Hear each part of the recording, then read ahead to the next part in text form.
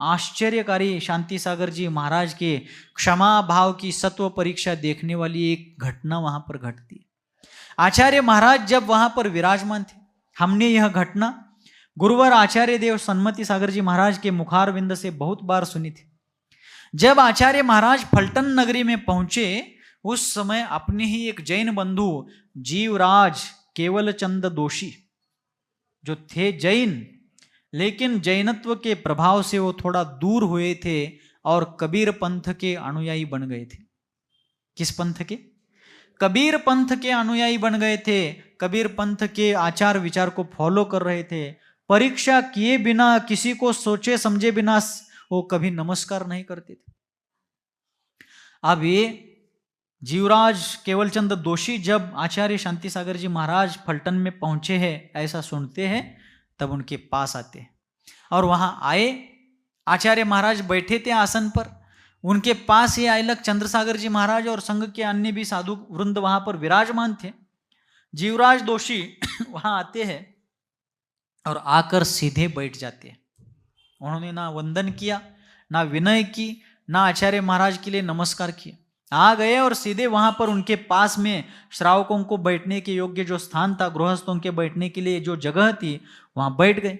सीधे बैठ गए, ना हाथ जोड़ा, ना वंदन किया, ना विनय, ना नमस्कार, कुछ नहीं। ऐसे ही बैठते ही वो परीक्षा करना चाहते थे, देखना चाहते थे कि ये साधु है, सन्यासी है, ये चिढ़ते हैं क्या, टेम्परेचर इनका बढ़ता है क्या, पारा ऊपर चढ़ता है क्या, ये उनको देखना था। इसलिए वो जानबूझ करके वैसे ही बैठ गए, बिना विनय वंदन के बैठ गए।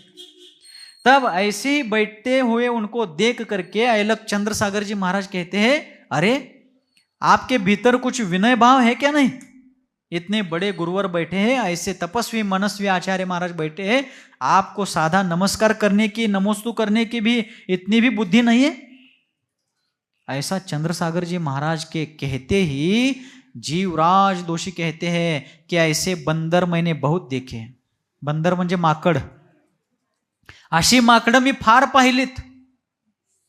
क्या कहा उन्होंने? ऐसे बंदर मैंने बहुत देखे. फट से उन्होंने ऐसा जवाब दे दिया. अपन होते तो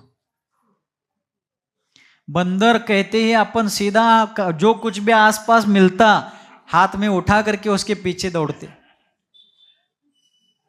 उन्होंने आचार्य शांति सागर जी महाराज एक युग पुरुष महापुरुष के सामने उसी महापुरुष को कहा कि ऐसे बंदर मैंने बहुत देखे, फिर भी वे शांति सिंधु, शांति के सागर, यथा नाम तथा गुण, स्वनाम धन्य आचार्य शांति सागर जी महाराज उसी शांत भाव से, वीतराग भाव से बैठे रहे. और फिर क्षण दो क्षण के बाद स्वयं आचार्य शांति सागर जी महाराज ने उन जीवराज केवलचंद दोषी से कुछ बातें पूछी. आप कहाँ से आए हैं? स्वाध्याय करते हैं क्या? आपने जैन आगम को पढ़ा है क्या? थोड़ा थोड़ा स्वाध्याय करते जाइए. देवशास्त्र गुरु का स्वरूप ऐसा होता है, देवशास्त्र गुरु के द्वारा बताए गए तत्वार्थ का इस प्रकार स्वरूप है, इत्यादि रूप से बहुत ही वात्सल्य भाव पूर्वक उन्होंने उनके लिए बहुत अच्छा संबोधन दिया. तब जीवराज गौतम चंद दोषी, जीवराज केवल चंद दोषी समझ गए कि मैंने बहुत गलत तरीके से ऐसे महान व्यक्ति के लिए बात कही है. मैंने इतनी कटु बात बोली कि उस बात को सुनते ही साधारण मनुष्य का माथा फट जाता. लेकिन इन महापुरुष ने, इन महामना आचार्य महाराज ने मुखमंडल पर क्रोध का एक सामान्य भाव भी नहीं आने दिया. और तब उन्होंने पैर पकड़ करके क्षमा मांगी और क्षमा मांग करके कहने लगे कि गुरुवर, मैंने आपको बंदर कहा, मरकट कहा, मी तुम्हाला माकड म्हटलं आणि माझ्या या अनादराच्या भावामुळे मी फार कर्मबंध करून घेतलेला. मैंने आपका अनादर करके घोर कर्मबंध तो कर लिया है. मैं आपकी क्षमा मांगने का पात्र नहीं हूं, फिर भी आप महान क्षमा के सागर है, आप मुझे क्षमा करेंगे, ये मेरा संपूर्ण विश्वास है. तब आगे आचार्य शांति सागर जी महाराज कहते हैं, महाशय आपने मुझे बंदर कहा, उसमें गलत क्या है?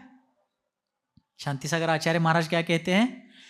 आपने मुझे बंदर कहा, इसमें गलत क्या है? तुम्ही मला माकड म्हणलाय, चुकीचं काय का नको म्हणताय? आपने मुझे बंदर कहा, इसमें गलत क्या है?